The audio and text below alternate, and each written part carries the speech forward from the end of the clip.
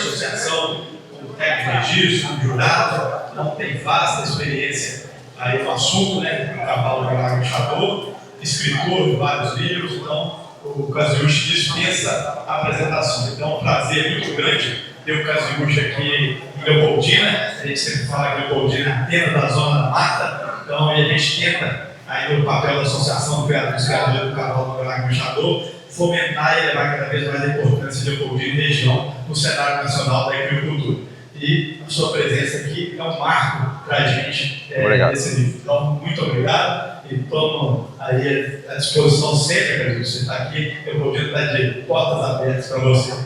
Muito obrigado e é uma grata satisfação tê-lo aqui. Obrigado, Aguinaldo. Obrigado a todos pelo convite. Nós criamos cavalo Manga-Larga Machador desde 1970. Eu tinha 12 anos quando nós começamos a criar. Meu pai iniciou a criação lá em Sacra Família, no Tinguá. Por coincidência, eu vim a ser vizinho de um cavalo que vocês todos conhecem ou conheceram, um tal de Herdade Cadillac. E a partir dali, eu fui colecionando documentos, fotos, histórias, memória, que me permitiu, então, mostrar a vocês um pouco da origem e da história do cavalo Manga-Larga Machador. Alguém reconhece essa fotografia? De onde é essa fotografia? Vamos bater um papo aqui, vocês podem me interromper a hora que quiserem. Essa foto é na Cundelaria de Alter, em Portugal. Fica na cidade de Alter do Chão. E todos aqueles que apreciam o cavalo Manga-Larga Machador e tiveram a oportunidade de um dia irem a Portugal, eu recomendo que visitem. É a fazenda de criação de cavalos mais antiga da Europa, no mesmo lugar. Eu vou falar um pouco dela. Mas para falar da história do cavalo, eu aprendi que toda história tem que ter documentos. Sem documentação não há história. Tá certo?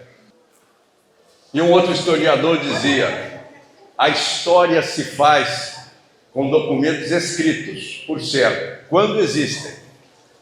Então o papel do pesquisador, do historiador, primeiro é buscar documentação. E vocês verão aqui uma boa parte dessa documentação.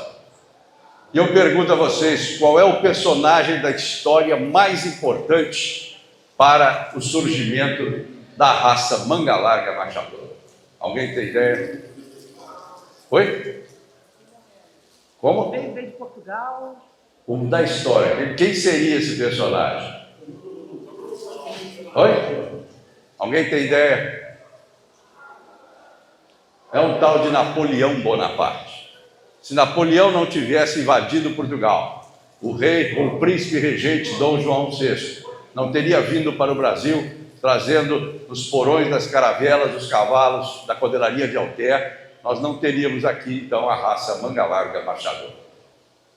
Aqui no centro da cidade de Lisboa, tem uma estátua do bisavô de Dom João VI, Dom José I, montado num cavalo Alter na Praça do Comércio. E aqui o príncipe regente Dom João, que viria a ser o rei Dom João VI, montado num cavalo Alter.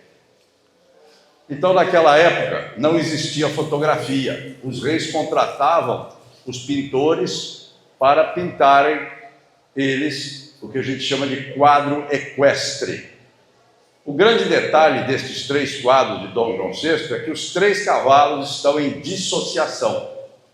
E a dissociação dá origem à marcha. Não são cavalos de trote, são cavalos que dissociam pela altura dos membros.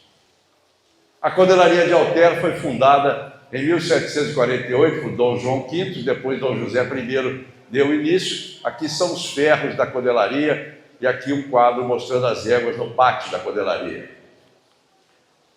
Se o cavalo Alter foi o berço masculino da raça, o lado feminino veio com o cavalo de Sorraia, porque era um cavalo pequeno, um cavalo rústico, que sobrevivia ao transporte no porão das caravelas de Lisboa para o Brasil. Um cavalo caro como o Alter talvez não sobrevivesse. Isso aqui é um navio de transporte de pessoas, de mantimentos, e os cavalos iam nos porões. Quando o navio atracava, do porão saía um cavalo. Chamava-se nau Taforeia, trazendo cavalos de Portugal para o mundo e fazendo comércio de animais. Muito bem. Os portugueses, então, chegaram no Brasil em 1500, mas a partir de 1530, 1550, começaram a trazer cavalos para o litoral brasileiro e formaram duas grandes fazendas, a Casa da Torre, na Bahia, e a Casa da Pedra, no norte de Minas, beirando o Rio São Francisco. Aqui são ruínas da Casa da Torre, na Bahia. Em 1750, o primeiro junqueiro aportou no Brasil, João Francisco, que é o patriarca de muitos dos senhores que aqui estão. Ele se estabeleceu no sul de Minas e vizinho à fazenda Favache. Ele se estabeleceu na fazenda Campo Alegre, mas depois ele adquiriu o Favache e lá está escrito que existe uma capela, uma placa dizendo que ela foi benta em 1º de janeiro de 1761. Ou seja, existiam pessoas que criavam cavalos naquela fazenda nesta época. Dom João VI chegou no Brasil em 1808, fugindo de Napoleão. Em 1819, ele fundou a Codelaria Real da Cachoeira do Campo, perto de Ouro Preto. Por que ele fundou essa codelaria? Alguém pode me dar uma ideia? Porque esta codelaria formava cavalos de alta qualidade para as polícias reais, a alfândega real que controlava o contrabando do ouro, que saía de Mariana, Sabará e Ouro Preto para o Rio de Janeiro para ser exportado para a Europa. E ele precisava de bons cavalos. Então, no meio do caminho, ele fundou uma codelaria.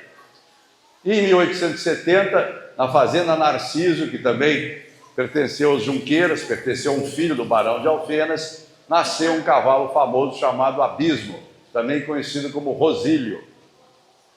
E esse aqui é o Barão de Alfenas, o ascendente de muitos dos Junqueira que moram nesta região da Zona da Mata. Como eu disse aos senhores, em 29 de julho de 1819, Dom João VI, por carta régia, disse o seguinte: eu vou fundar uma codelaria nos campos da Cachoeira, pastos do regimento da cavalaria de linha desta capitania. E eu mando vocês comprarem 50 éguas na província de Minas Gerais.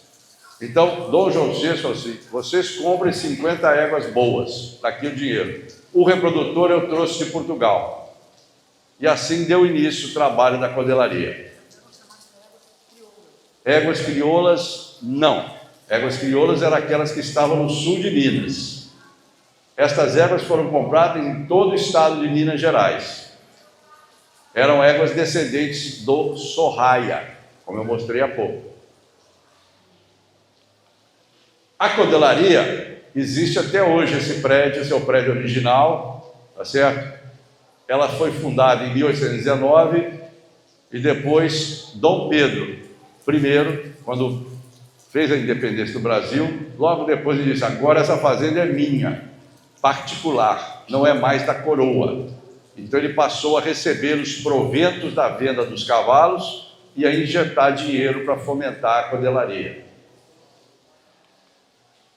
Documentos da codelaria dizem: 1819, Dom João VI, 1820, todos os pais devem vir de Portugal, 50 fêmeas adquiridas em Minas.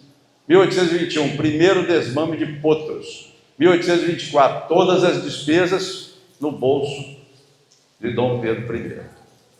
Receitas e despesas. Em 1820, surgiu na codelaria um cavalo que eles denominaram cavalo Junqueira. E no ano de 1821, 4 filhos, 10 produtos, 10 filhos, 11, você vê que até 27 esse cavalo reproduziu. Ele era considerado e denominado cavalo Junqueira. Ele não era considerado um cavalo de fora. Ele não veio de Portugal. Então, a nossa hipótese é que esse cavalo veio do sul de Minas, filho do reprodutor Alter, que Dom João doou à família Junqueira no sul de Minas. E este é um documento que mostra os nascimentos da codelaria, e nessa linha está escrito Junqueira, aqui em cima, se vocês pudessem ver, tá? Está escrito cavalo Junqueira, e ano a ano você tem a produção dos cavalos. Tem um cavalo inglês, um cavalo alemão, um cavalo árabe, um cavalo francês, e tem um cavalo denominado cavalo Junqueira. Este cavalo prova para nós que a família Junqueira desfrutava de amplo prestígio junto ao imperador. Mas Dom Pedro I, quando casou com Leopoldina, que dá nome à cidade, pediu ao pai dela, o sogro, que mandasse 2 reprodutores árabes da Europa para ele. E esse é o documento que prova que vieram 2 cavalos árabes, escritos em árabe, e está arquivado no Museu Imperial de Petrópolis. Esses cavalos vieram da Mesopotâmia, aqui está escrito em francês a origem dos cavalos, e aqui está escrita a palavra Mesopotâmia. E esses cavalos seguiram para a Cachoeira do Campo. Então prova que lá na origem existia um sangue árabe para a formação de uma determinada raça que a gente ainda não sabia qual era. Em 1861, Dom Pedro II, já o filho de Dom Pedro I, importou cavalos da Europa. Ele trouxe um cavalo alemão chamado Mortimer. E esse cavalo foi cedido a um filho do Barão de Alfenas, na fazenda do Atalho, em Três Corações, Gabriel José Junqueira. Este cavalo também tem importância na formação da raça. E Dom Pedro I trouxe, através do seu ajudante de ordens, Francisco Gomes da Silva, o Chalaça, cavalos da África do Sul, cavalos de sangue inglês. Um chamava Leeway, de 3 anos, e o outro Young Alexander, de 4 anos. Porque era mais fácil trazer da África do Sul do que da Europa, mais perto do Brasil. Esses cavalos foram recebidos em 1830 por Francisco Gomes da Silva, ou Chalaça, que era o braço direito de Dom Pedro I. Muito bem.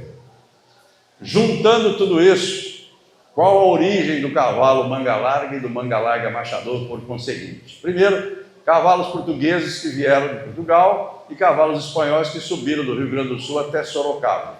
Com a invasão dos holandeses do Nordeste, esses cavalos também desceram pelo Rio São Francisco. Um garanhão alté lusitano doado por Dom João VI a Gabriel Francisco Junqueira, o Barão de Alfenas, em 1812. O caldeamento de diversos reprodutores da codelaria real, como vocês viram, de diversas raças. Animais oriundos da África do Sul, a partir de 1830. E o Mortimer, que chegou ao Brasil em 1861. Juntou tudo isso e fez a base do cavalo nacional. A veia masculina foi determinada por um parente de vocês, Dom Francisco Guini Junqueira, e ela se resume a 6 reprodutores: Fortuna, Joia da Chamusca, Sublime, Gregório, Telegrama e Abismo Rosi. Esses 6 cavalos, todo o pedigree que nós temos hoje vai bater num desses 6 cavalos. E eu vou explicar como eles se dividiram. O Fortuna foi levado de Barbacena para o Fabache. O Joia da Chamusca é da Fazenda Chamusca, perto do sul de Minas. O Sublime veio da Codelaria Real da Cachoeira do Campo. O Gregório era filho do Sublime. O Telegrama veio da Fazenda Cafundó. E o Abismo da Fazenda Narciso. Ou seja, a mistura desses cavalos deu origem, então, à base que nós chamamos manga larga e, por conseguinte, depois manga larga machador. Essas fazendas que vocês conhecem estão na região de Cruzilha, Caxambu, Airuoca e por aí Minduri, Carrancas, Luminárias, Pavache, Bela Cruz, Cafundó, Ara, Minduri e por aí vai. Mas dentre esses 6 cavalos, um predominou, que é o Abismo. O Abismo nasceu por volta de 870, isso aqui é uma criação em inteligência artificial, que seria o Abismo. E esse é um descendente dele, o Zircônio, montado por João Francisco de Junqueira. Desse cavalo Abismo surgiu Caxias, aqui da região de Leopoldina, que depois foi para o sul de Minas, dando origem, então, a uma série de animais. O outro cavalo importante é o Bellini. Aí o Caxias, aqui ó. Vocês têm aqui o pai do Caxias, o Cuera, e aqui o Caxias, e novamente ele foi campeão nacional. Desta linha do Abismo e Rosílio surgiu, por exemplo, o Moleque Tabatinga, que vocês ouviram falar já bastante. Está aí o Caxias, importante cavalo aqui da região, que depois seguiu para o Angaí. Na fazenda Luisiânia, onde nasceu o Caxias, existem cadernetas de campo, e uma delas diz que esse cavalo cobriu até o ano de 1917, quando seguiu para o sul de Minas. O outro cavalo importante é o Bellini JB. Esse nasceu na fazenda Campo Lindo JB e depois deu origem à linhagem JB. Mais uma foto do velho Bellini JB. Em 1988, esses criadores do sul de Minas se reuniram e definiram quais seriam as linhagens do manga larga marchador. Então, 1988 não faz muito tempo atrás. Ainda tem dois deles que estão vivos, que é o Bruno Teixeira de Andrade e o Rogério Figueiredo de Carvalho.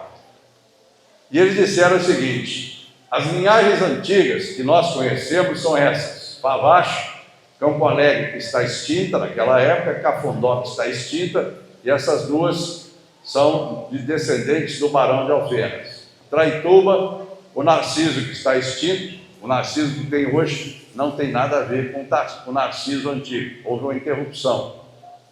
O Campo Lindo, JB, de onde se derivou a 53, o Angaí, que lá está até hoje, a Bela Cruz e o Engenho de Serra, que fica em São Vicente de Minas.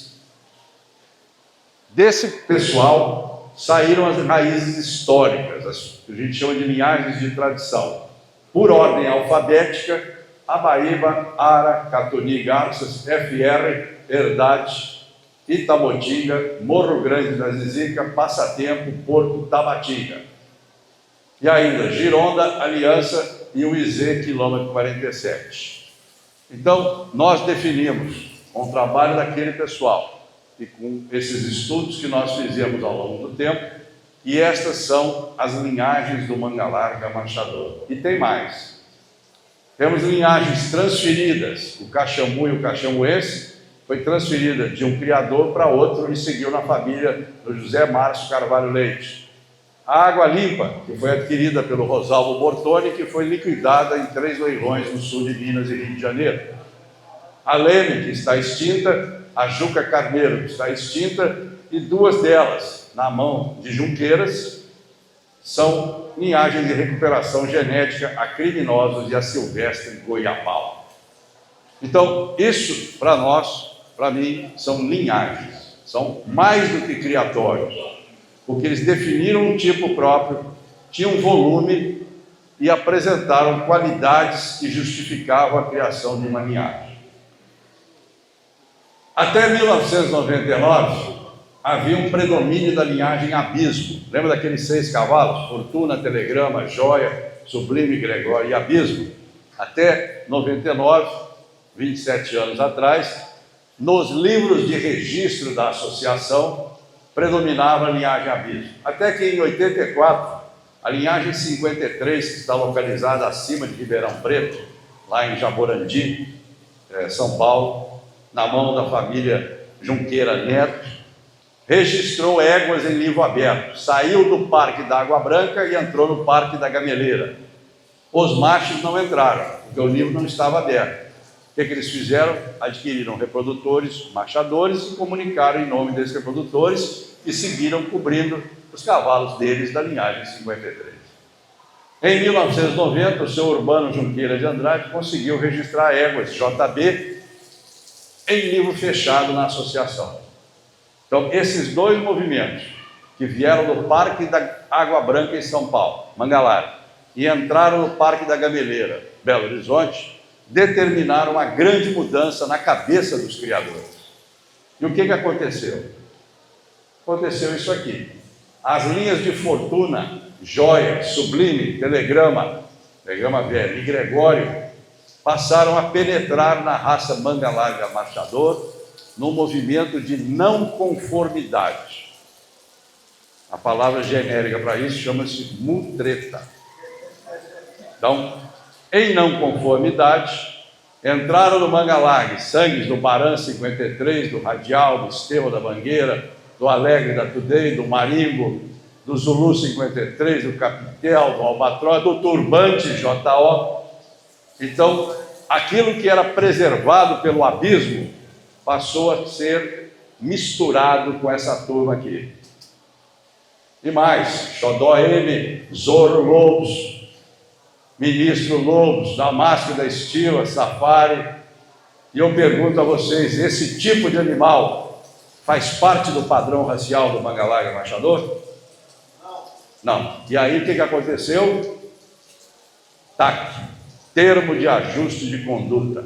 Um criador de cruzeiro do estado de São Paulo fez uma denúncia dizendo: a associação está lotada dessa genética. Se o Ministério não agir, nós vamos perder a raça. O Ministério Público entrou com um termo de ajuste de conduta chamado TAC, e ele durou alguns anos. Muito bem.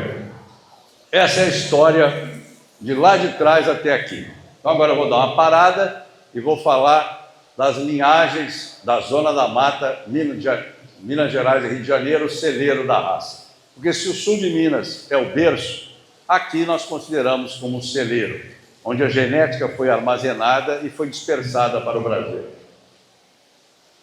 Eu aqui, com o apoio do amigo Afrânio Junqueira, Afrânio não está aqui não, tá?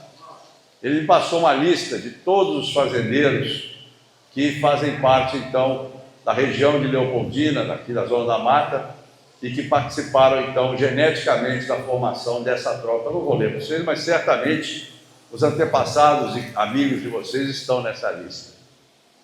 Vamos começar, então, com a fazenda Baíba de Erico Ribeiro Junqueira.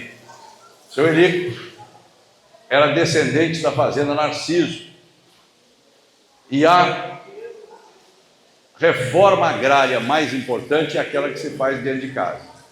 Os filhos e netos da Narciso não tinham mais terra para criar. E aí venderam as partes lá e vieram comprar na Zona da Mata. O seu Erico, como descendente de um deles, criava gado Guernsey. Essa é a casa reformada da Baíba. Aqui uma foto do seu Erico jovem, ele, a esposa e os filhos, e aqui ele mais velho na varanda da Baíba.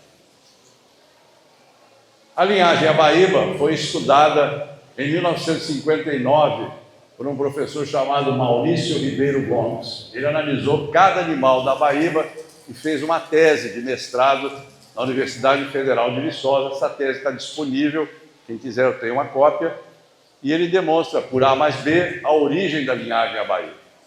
O principal cavalo que deu origem à linhagem Abaíba não era nascido na Baíba, era nascido na Tabatinga, de um primo do seu Erico.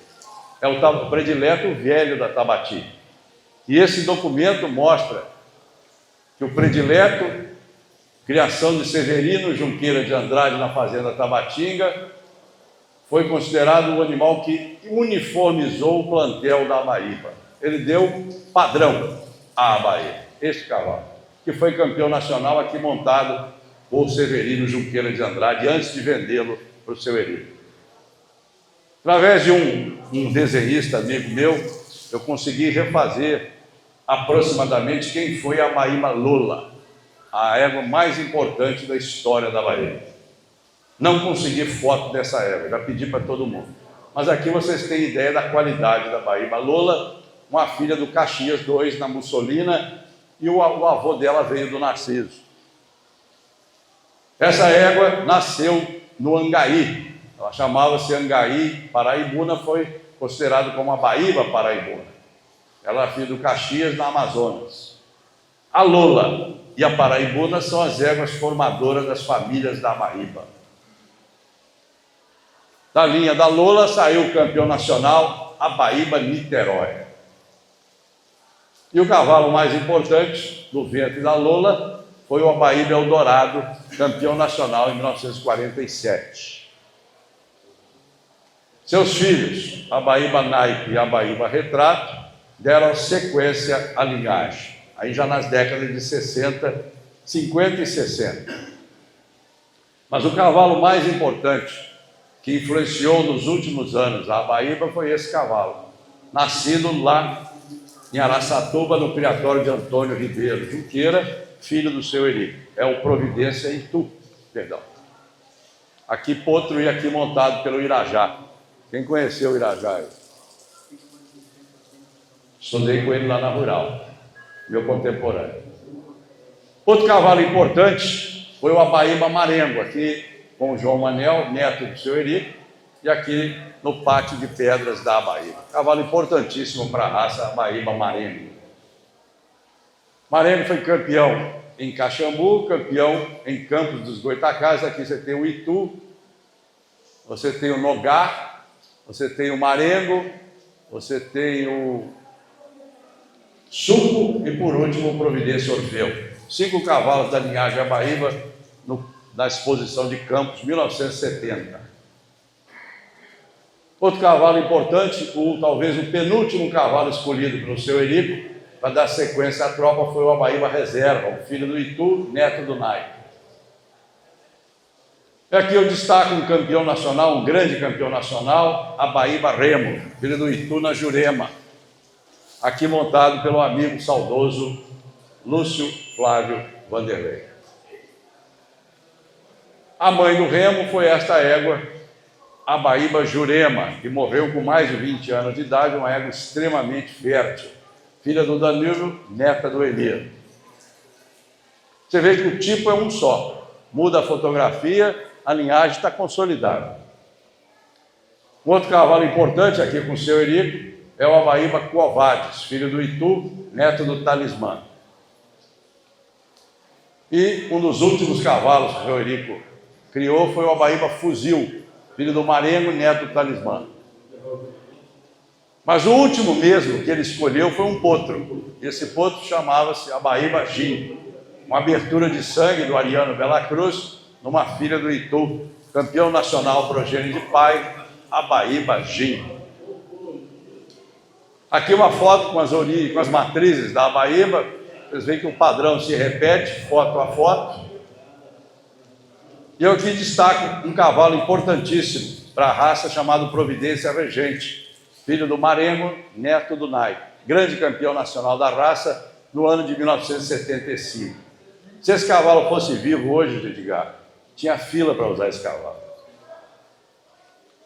Outro cavalo importante da criação do Antônio Junqueira foi o Xerife AJ, que não é filho do Itu, é filho do Sama Irã, na Providência Prenda, portanto, irmão materno do Regente, cavalo importante. Foi vendido aqui no leilão da Abaíba, na década de 80, debaixo do circo de lona, por um preço recorde na época. Vamos falar agora de uma outra vertente da linhagem Abaíba, Sama. Zé Ribeiro Junqueira, Zé Mirão, fala. O senhor Érico precisava vender cavalo para o exército. O exército queria cavalo de trote.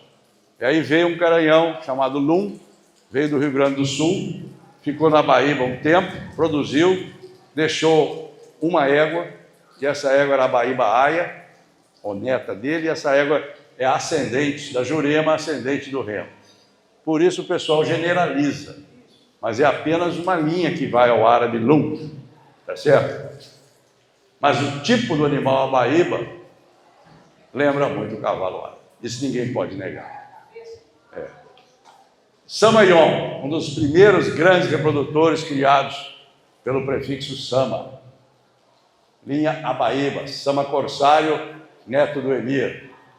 Sama Danúbio, reservado, grande campeão nacional, progênio de pai, cavalo que fez tropa na Bahia, pai da marca Caipira, grande campeão nacional da raça em 83. Sama Perseu, um dos mais lindos cavalos que eu tive condição de apreciar ao longo da minha vida. Filho do Granito, em égua por Abaíba Naipe. Aqui eu faço uma pequena homenagem, Edgar, nossa amiga Maria Irene Batista dos Reis, que foi proprietária do Sama Derby, aqui ela montada lá em Sacra Família do Tinguá, no grande cavalo, que foi campeão nacional sênior, Sama Derby, filho do Sorriso, em égua por Providência Itu.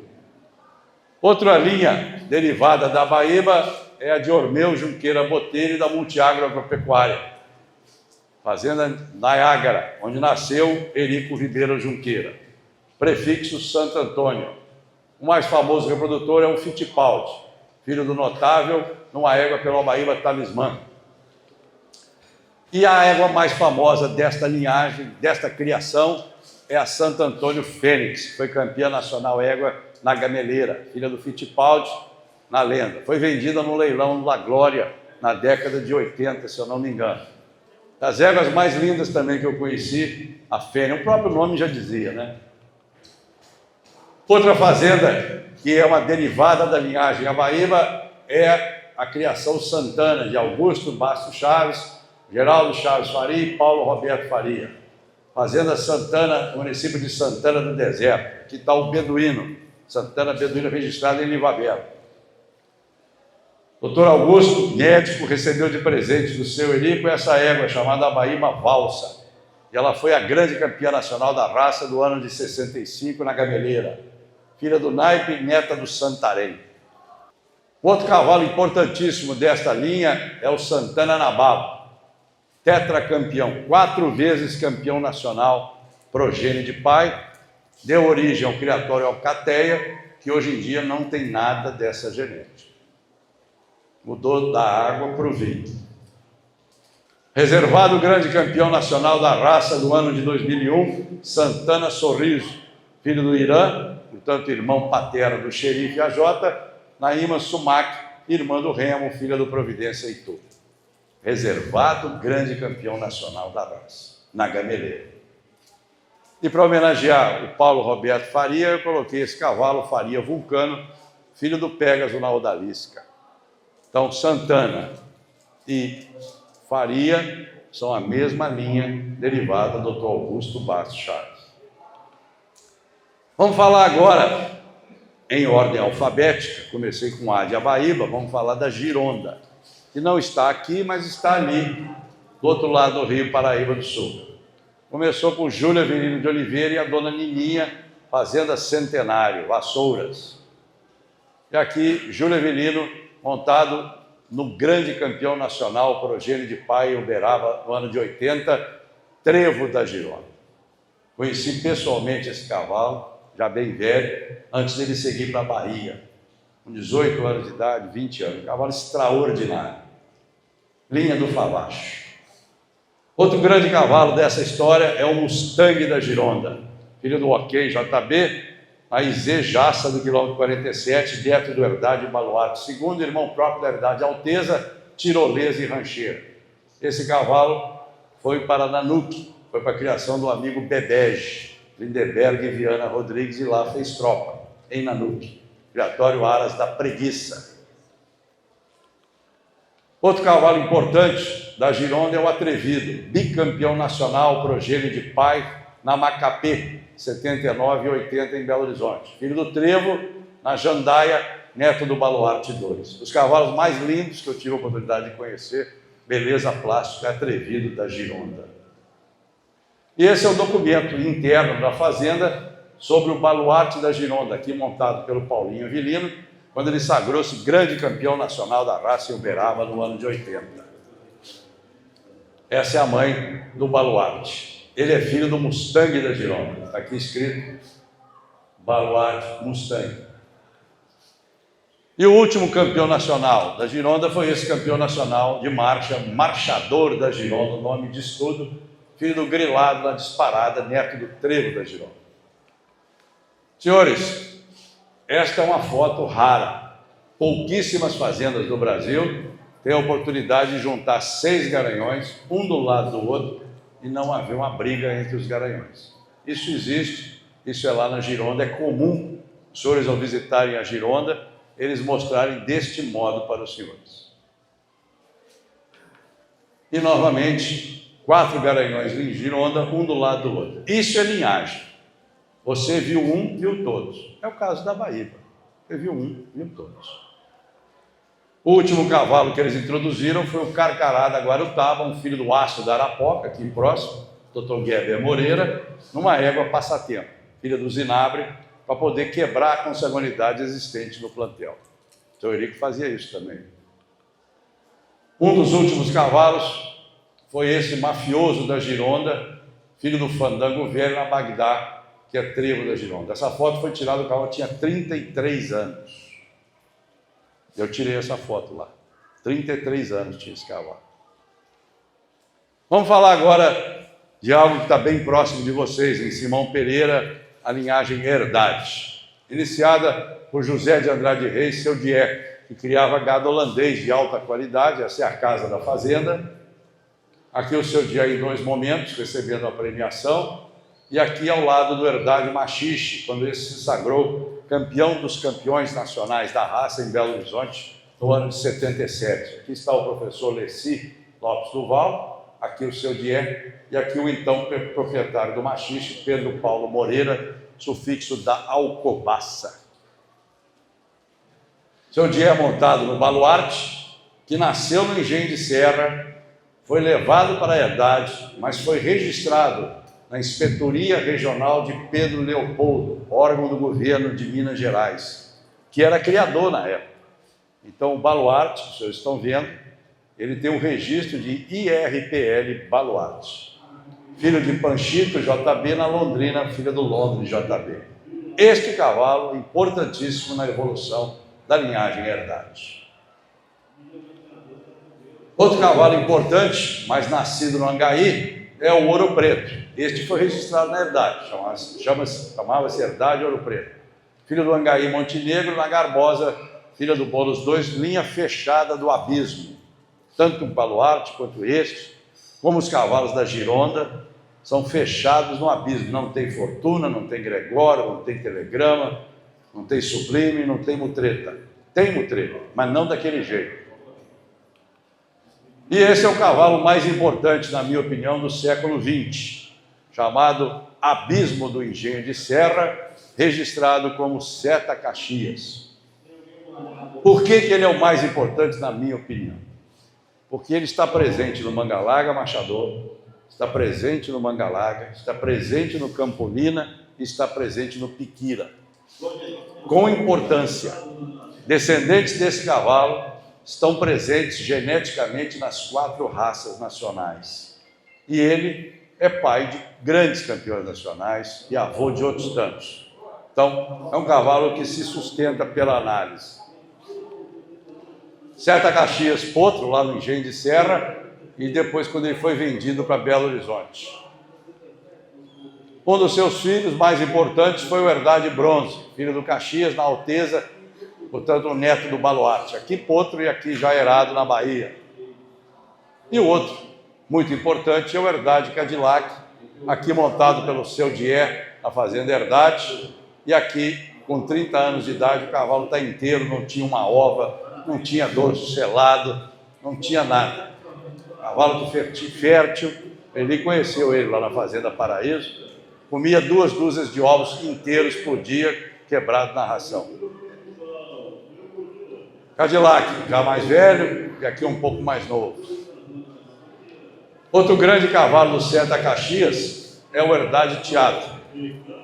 Esse cavalo, além da importância na raça, ele entrou na linhagem Favacho. Ele é o pai do Favacho único, campeão nacional de marcha, campeão dos campeões de marcha. Herdade Teatro.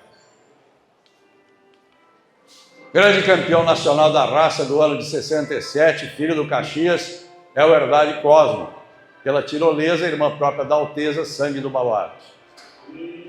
E o cavalo que realmente detém o maior número de títulos nacionais em todos os tempos é esse belíssimo Herdade Jupiá, aqui montado pelo saudoso amigo Zé Meirelles, e aqui quando sagrou-se campeão nacional em São Paulo. Outro cavalo importante é o Herdade Cobre, filho do Cadillac na prata, neto do bronze. Mas talvez um cavalo dessa linha, que os senhores tenham mais memória, é o Herdade Capricho, filho do Cadillac na própria mãe. Aqui com o Mário Rodrigues e aqui com o seu Newton Struzenecker. Mais de 12 vezes campeão nacional progênio de pai. Pai de 4 grandes campeões nacionais da raça fêmeas e de 2 grandes campeões nacionais machos, o Orfeu e o Gaiteiro do Porto Azul. O SB Orfeu e Gaiteiro do Porto Azul. E aqui, Pedro Luciano Balbo de Queiroz, montado no Herdade Capricho, ele que também foi proprietário do Capricho. Aqui uma carta escrita pelo seu Dié, dizendo o seguinte: quando ele vendeu o Capricho para o seu Alberto Costa, em setembro de 76, falou: sendo que o criador José de Andrade Reis considera Herdade Capricho o mais perfeito de todos. Ele vendeu o potro, fez uma carta de próprio punho e disse: esse é o melhor potro que eu já criei até hoje. Ele não estava errado. O cavalo foi mais de 12 vezes campeão nacional de progênio. A mãe do capricho, mãe do Cadillac, mãe do bronze, é esta herdade alteza, aqui potra e aqui mais velha com seu Diego. E a irmã própria dela, herdade tirolesa, e aqui a filha dela, herdade prata, que juntamente com a herdade música, formam a base de éguas famosa da herdade. E o último filho, um dos últimos filhos da música foi esse herdade bolero, reprodutor na herdade. Vamos falar agora de mais uma linhagem que vocês conhecem, a linhagem Tabatinga, da criação de Severino Junqueira de Andrade. Aqui as éguas da Tabatinga, na frente da casa. E aqui os senhores veem Coronel Severino Junqueira de Andrade, paletó claro, e o genro dele, doutor Dirceu, pai do Raul Junqueira. Eles estão analisando um cavalo de nome Tabatinga Nero. E o Nero é importante porque ele é filho, ele é o pai do Tabatinga predileto. Eu vou falar daqui a pouco. Edgar, os aprumos desse cavalo. Cavalo famoso também é o Tabatinga Volga. Fez a base de fêmeas da Tabatinga, talvez vocês nunca tenham visto esta foto. Esse cavalo, quando ia para o sul de Minas, ele mudava de nome. Chamava-se Camões. Por quê? Porque ele não tinha um olho, como o poeta Luiz de Camões. Então o apelido dele era Camões. Cavalo importante, Tabatinga Manga Larga 2, que a Tabatinga vendeu para o governo federal em 1939, o Ministério da Agricultura em Pedro Leopoldo. Esse garanhão foi o pai da Cachoeira 2, que é a mãe do Tabatinga predileto. Outro cavalo importante é o Manga Larga, Tabatinga Manga Larga, aqui montado por Severino Junqueira de Andrade. Cavalo atual, cavalo moderno.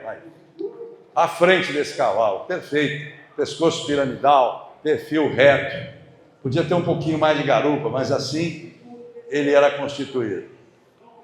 E aqui o Tabatinga Vendaval, filho do Manga Larga 2, que vocês viram com a Tabatinga Jandira, campeão em Juiz de Fora, década de 40. O famoso cavalo também, esse Tabatinga Vendaval. Mas o mais importante cavalo da linhagem que nós conhecemos foi esse Tabatinga predileto, filho do Nero, neto do Manga Larga 2, em 3 posições. Talvez o cavalo, ao lado do Seta Caxias, dos mais influentes do Manga Larga Machador. É o avô do Abaíba Gin, que nós falamos há pouco. Então ele está presente na linhagem Abaíba. Tabatinga predileto é o pai do Tabatinga Senegal. Bom, antes disso, eu vou mostrar a vocês o Tabatinga Cossaco, que foi o cavalo que a fazenda Tabatinga escolheu para cobrir as filhas do Tabatinga predileto. Tabatinga Castanhola, a mãe do Cossaco, filha do Volga, aquele que só tinha um olho, na Tabatinga Castanha. E aqui um cavalo que não era muito conhecido, que passou a ser na hora que o Favacho passou a usá-lo. É o pai do Favacho Diamante, campeão dos campeões nacionais de marcha. Moleque Tabatinga, reservado grande campeão nacional, filho do Cossaco, numa égua do predileto. Magneto Tabatinga, campeão nacional, filho do Cossaco, numa égua do predileto. Dom Tabatinga, Sambaqui Tabatinga, Ultimato Tabatinga, progene todos grandes campeões nacionais, na gameleira, filhos do Cossaco, em éguas do predileto. Isso é linhagem. A linhagem Tabatinga descende, em sua maioria, desta égua chamada Tabatinga Campo Alegre, famosa égua. A sua filha mais importante é a Tabatinga Fanfarra, em 2 desenhos. A foto que eu tenho está muito ruim, então pedi para fazer um desenho dela. E os cavalos modernos da Tabatinga, o Urbano, o Cabul e o Veleiro, 3 reprodutores juntos. E aqui o Báltico, montado pelo atual titular da linhagem, Raul Junqueira de Araújo, primo de vocês, montado no Tabatinga Báltico, castanho. Outra égua importantíssima é uma filha da Fanfarra. É a Tabatinga, mãe do moleque Tabatinga que eu falei há pouco. Égua Baia. Baia como o Tabatinga Nero que nós vimos. E eu aqui vou fazer uma parada, tomar uma água. Cadê a água? Está aqui. E não vou falar de linhagem, vou falar de dois criatórios importantes da região da Zona da Mata. É o do criatório Cafundó, aqui em Três Rios, do amigo saudoso José dos Reis Meireles Filho, cujas origens estão na fazenda Cafundó, no sul de Minas.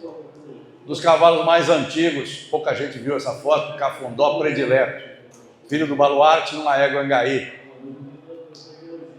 Cafundó Londrina, seu pai Herdade Teatro, pai do Manga Larga, Cafundó Manga Larga, e pai da Cafundó Moeda. Zé Meireles, quando começou a criar, levou para casa o Herdade Teatro.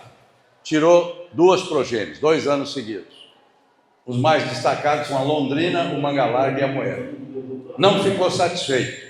Achou que a progênie estava abaixo da qualidade que ele tinha das ervas. O que ele fez? Ele devolveu o teatro para o dono dele e trouxe esse cavalo, Herdade Jupiá, para cobrir 5, 6 éguas da linhagem Abaíba que ele tinha em casa. E esse cavalo, então, tornou-se um dos grandes cavalos da raça em todos os tempos. Aqui, vários campeões: Cafundó Nobre, Cafundó Ouro Branco, Cafundó Ouro Fino, Cafundó Opala, Cafundó Segredo. Grande campeão nacional da raça, Cafundó Volga, Jupiá, na Abaíba Perdiz, neto do Providência Itu. Grande campeã nacional da raça, Cafundó Querência, Jupiá na Abaíba Piaba, neta do Abaíba Naiva. Campeão nacional de categoria, Cafundó Chavante, Jupiá na Vareta.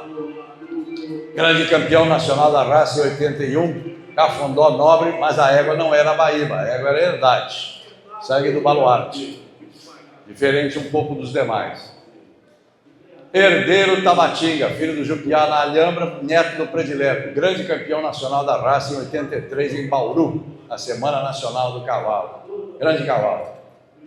Entre as éguas, vamos destacar Cafundó Três Pontas, filho do Jupiá na Vareta. E aqui fazemos homenagem, então, ao grande criador José dos Reis Meireles Filho, da Zona da Mata Mineira, uma homenagem. E a segunda homenagem que fazemos, já terminando a apresentação, é ao criatório Maripá, que se associou ao Cafundó e eles condominiaram o Herdade Jupiá, já bem velhinho ali naquela foto. Aras Maripá, aqui perto de Leopoldina, iniciou sua criação com o Furacão Bela Cruz, depois o Rima Apogeu, Abaíba, depois a Festa J, importantíssima égua, campeã nacional, aqui com Laio de Maripá ao pé, Laio de Maripá, campeão nacional Potro, filho do Apogeu, neto do Gin, neto do Regente, e atualmente, entre seus reprodutores, destacam-se o Burguês de Maripá, neto do Tabatinga Senegal, filho do Diamante, numa égua por Furacão Bela Cruz, e o Fole de Maripá, Favacho Diamante, na Fule, que é quinteto do Paudalho, linhagem Abaíba.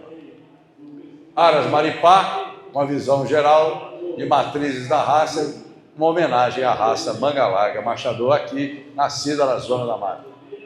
Senhores, tudo é arte, tudo é raça, mas tem que ter padrão. Vocês podem gostar de um quadro de cavalos mais acadêmico ou um quadro mais moderno de Picasso. Mas se não tiver padrão, nós vamos ter o taque de novo. Nós caímos no taque. E eu vou deixar com vocês uma última mensagem. Tradição é a qualidade que se preserva no tempo. Quem me ensinou isso foi o criador Márcio de Andrade, lá de Passatempo. Aos mestres, então, a vocês, com carinho, eu dedico essa apresentação. Mostrando alguns dos livros que eu já publiquei e um fim.